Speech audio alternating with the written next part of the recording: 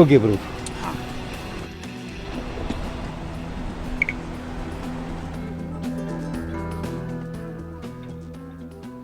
চারিদিকে ধুধু করছে বরফ, যতদূর চোখ যাচ্ছে শুধু সাদা তুষারের চাদর দেখা যাচ্ছে।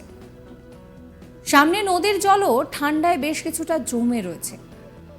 আর তার মধ্যে এই ব্যক্তির কাণ্ড দেখুন, হঠাৎ করে নদীতে নেমে মগে করে বরফের চাদর ভেঙে জল বের করে বিন্দাস স্নান করছে। এমনভাবে স্নান করছেন যেন মনে হচ্ছে কোনো ব্যাপারই না। স্নান সেরে আবার স্বাভাবিক হয়ে উঠেও এলেন। আর এই ভিডিও সামনে আসতেই তা সোশ্যাল মিডিয়ায় ব্যাপক ভাইরাল হয়েছে। ভিডিওটা আরও একবার দেখাবো আপনাদের।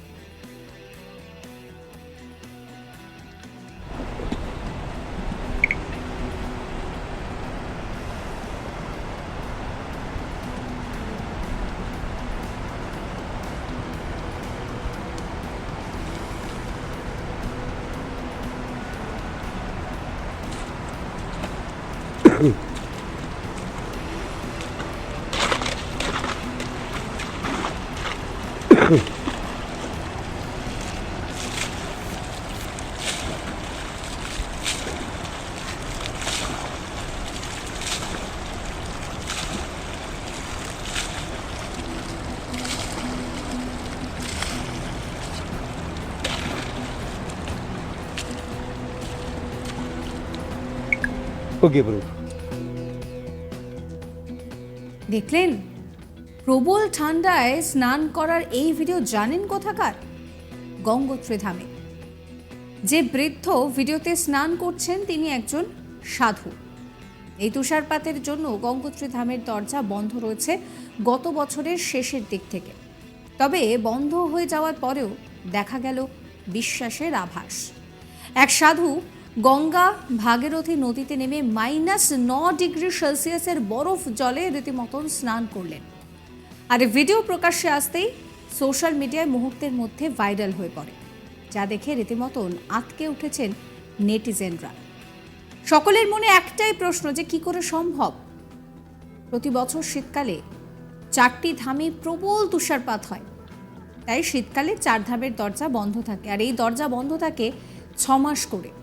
তবে দরজা বন্ধ করার ব্যাপারেও বেশ কিছু নিয়ম কানুন রয়েছে।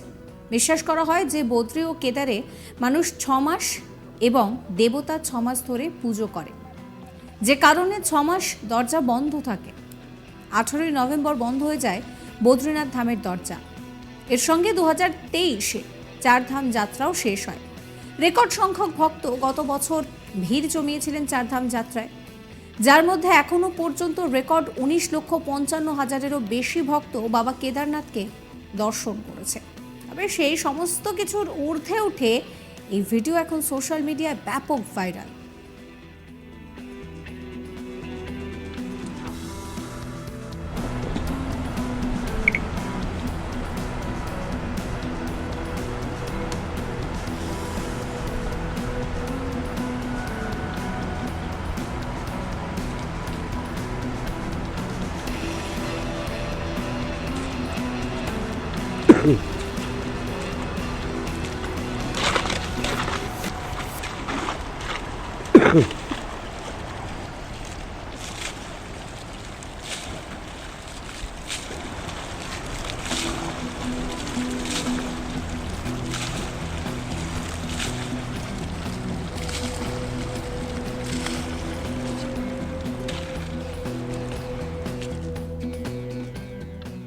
সমস্ত খবরের আপডেটের জন্য অবশ্যই সাবস্ক্রাইব করতে ভুলবেন না আজ তাক বাংলার ইউটিউব চ্যানেলকে। ফলো করবেন আজ তাক বাংলার হোয়াটসঅ্যাপ চ্যানেল।